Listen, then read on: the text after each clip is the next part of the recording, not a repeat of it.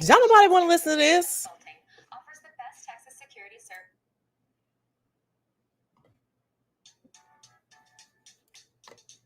All right. I'm just going to let the song play a little bit.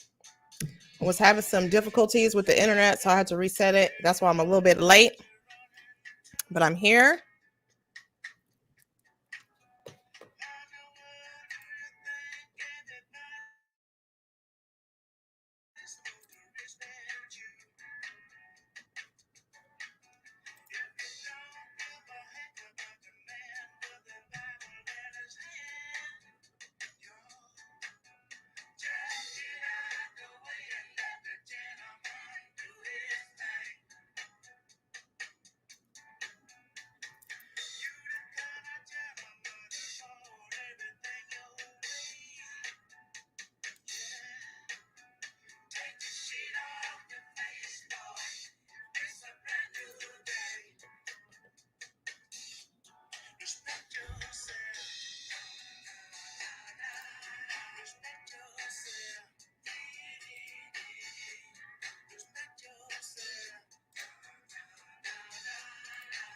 Okay, I see the internet is interneting.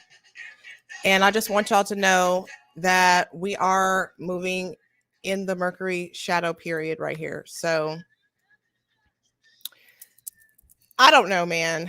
I'm not going to stress about it. I am just going to do my work. That's all I can do. That's all I can do. I can just show up and participate in what I am supposed to participate in, which is to just do this live stream. So that's all I have. Okay. So today I do want to talk about respecting yourself. I want to talk about holding on to old trauma that doesn't serve you. And I also want to discuss coach hurt that is running rampant through the personal development streets.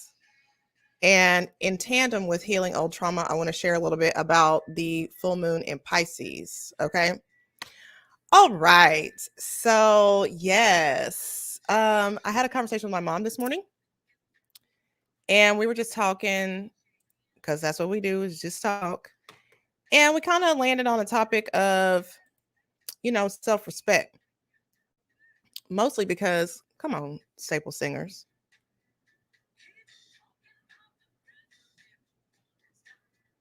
Pollution.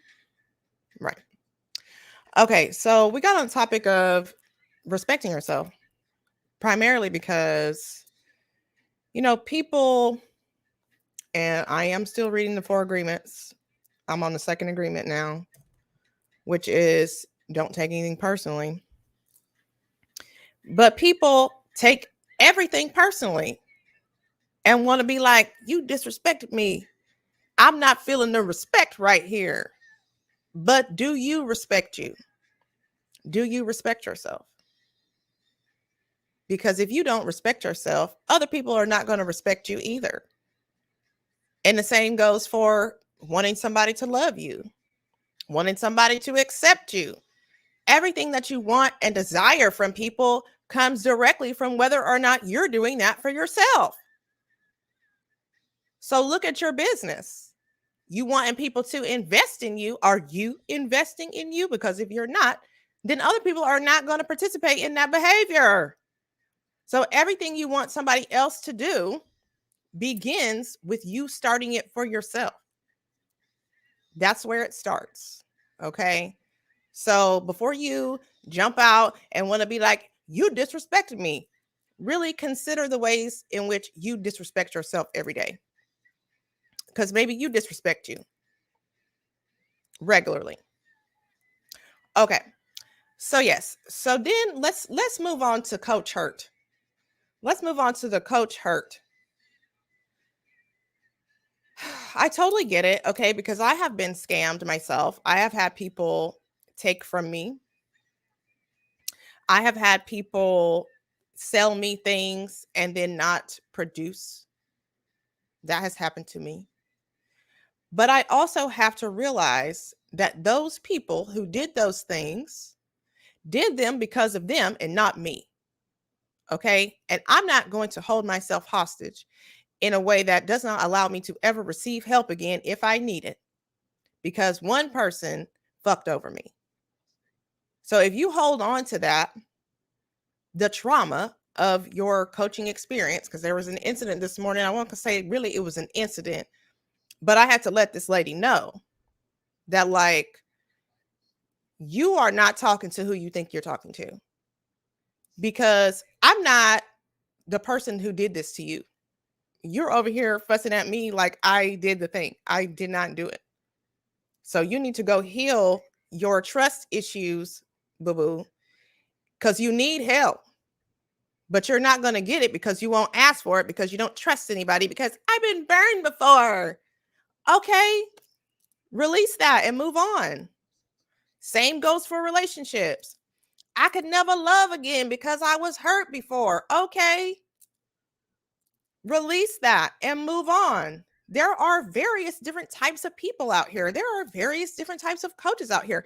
Perhaps you need to check in with yourself a little bit more, a little bit tighter, and learn to listen to your internal guidance before you make decisions for who you want to work with and who you want to give your money to and your love to. That's why you're making those bad decisions, because you're not clearing your energetic body after the traumatic experience. You just leave it in there. Okay, let's go, mud. Let's go, mud. Let's go, bullshit bags. Let's move on to the next person. Like, no, you're not going to see success until you do that deep work to clear out the energetic body. And there's a possibility, and here I go leading into the third topic.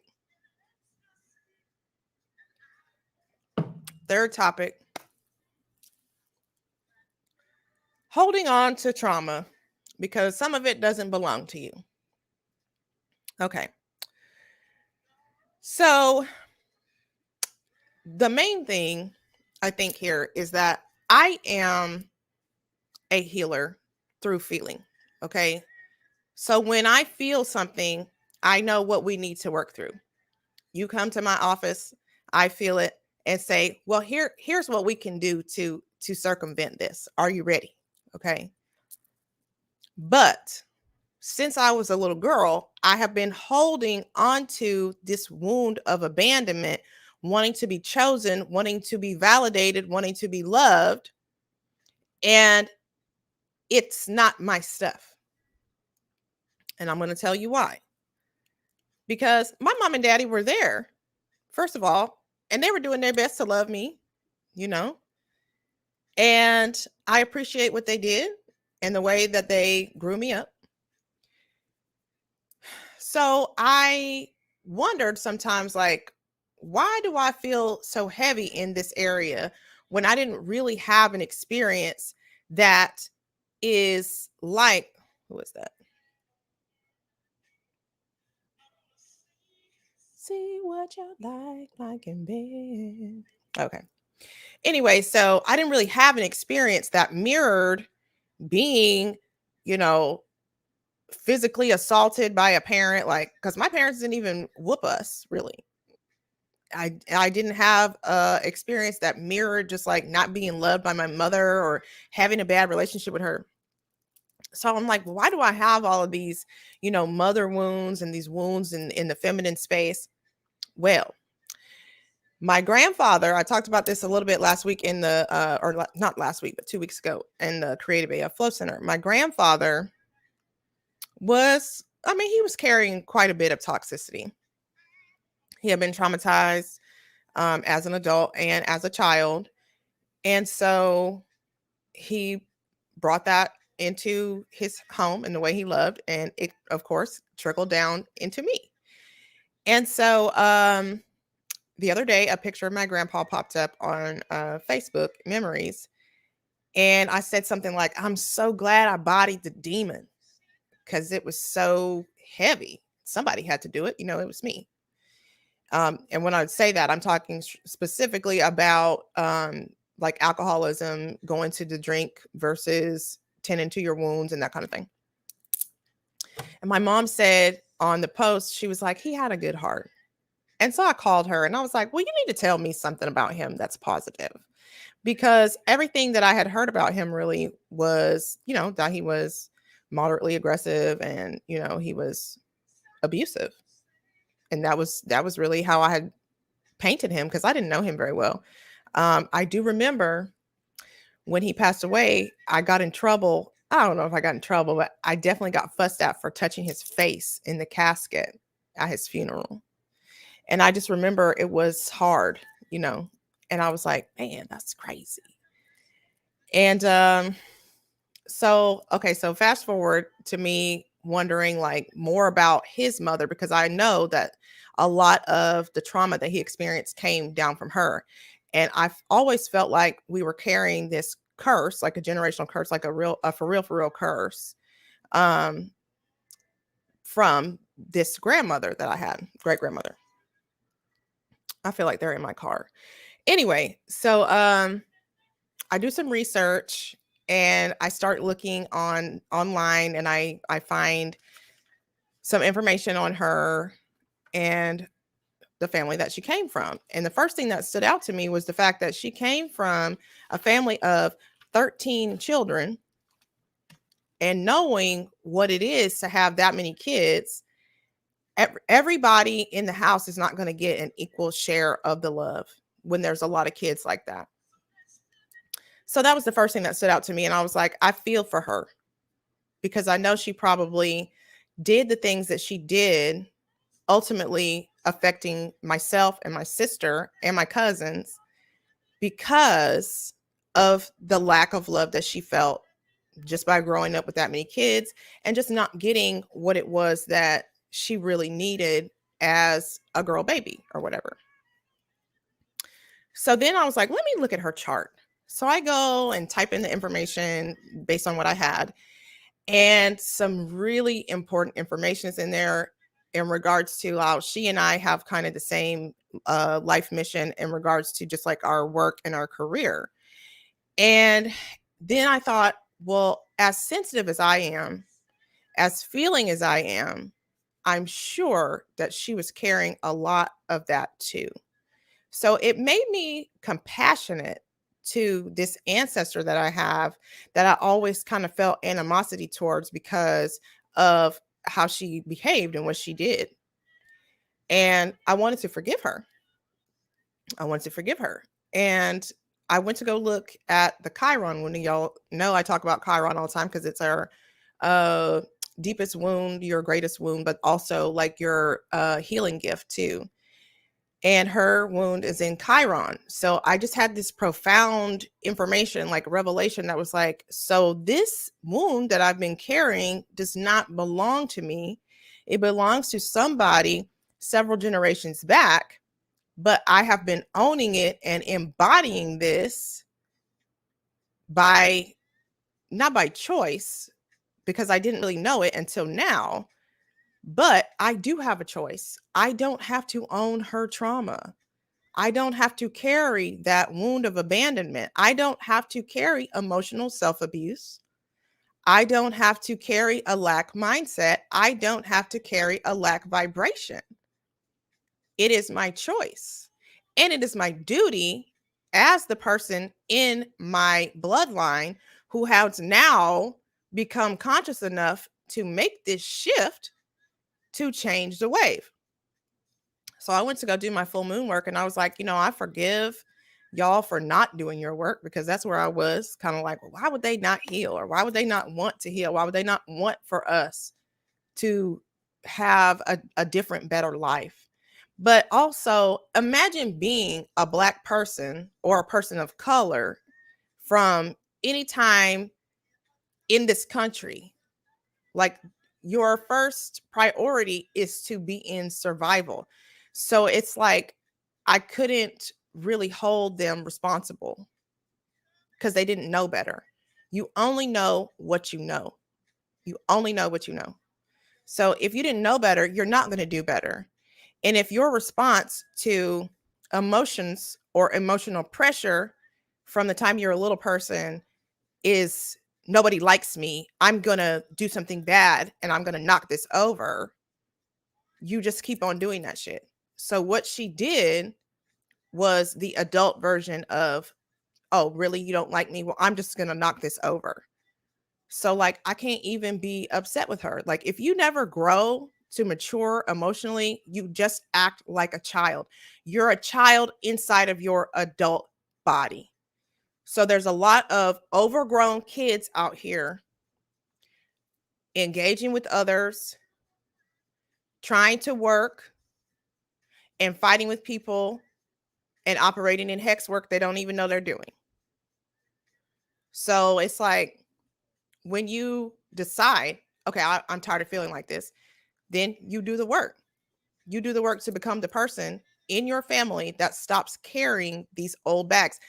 I'm carrying a wound from 1889. That's not for me.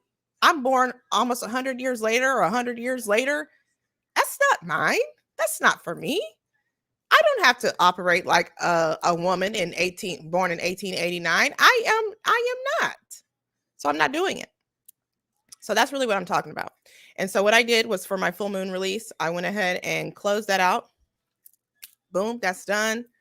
We're not working through that anymore. I'm praying for my sister so that she can break out of it. And I am just feeling very free at this moment, because I'm calling my power back to me. I'm calling my power back to me, and I am holding it. I'm holding my power. I'm not giving it out to all these different places. It's not splintered. I'm calling it back to me. Okay. So if you want to do a full moon release, you absolutely can. You just need to identify the things that you're carrying. And this, for me, since it's in Pisces, is about emotion. At the new moon in Pisces, I said it's time to tap into those emotions. Let yourself feel deeply. Let yourself feel deeply. Oh, I have a comment. Oh, thank you. She said my hair is cute. Yeah. So let yourself feel really deeply into the places in which you want to heal. So even ask, like, can you show me the areas that I need to work? So you might get triggered. So when you get triggered, don't get mad about it. I mean, you can't get mad first, of course, because you might, but be like, okay, yes, this is the thing. Thank you so much for this. And then what I do is I just light a candle and write. So you can burn something. My son last night was like, I'm gonna burn this picture of my ex. I was like, okay, like, I didn't tell him anything, but he went ahead and did that anyway. So if that's what you choose to do, you can, but you've got to let the shit go, because it's stopping you from living in right now. Like, you could be living in 1889. You could be living like a traumatized quadroon woman from Louisiana, and you're a mom in Texas in 2021, because I feel like that was my experience. So now that I'm aware of it, I don't have to live like her. And I thought it was so interesting that my grandfather was her oldest child, her first son, and she was 20 years old when she had him. And my son is my first child, and I was 20 years old when I had him too. So this is the opportunity to stop that, This is my son. I am in control of my son. I tell my son what to do, no matter how old he is. My son reports to me. I mean, like, I'm going to give my son some work so that he can get paid, but I want my son to grow up. I want my son to be an adult. So when my son gets married, I'm not going to make it my business to go to my son's house and cause problems in his marriage. I'm not going to make it my business to find out who my son is dating and then go tell him lies about her. That is not me. And that is not the way I'm going to operate. My son does not belong to me. I just gave birth to him. That is God's child. So his work here is in service of the creator. So whatever he's supposed to do, I want him to do it. Okay. So that's all I have today.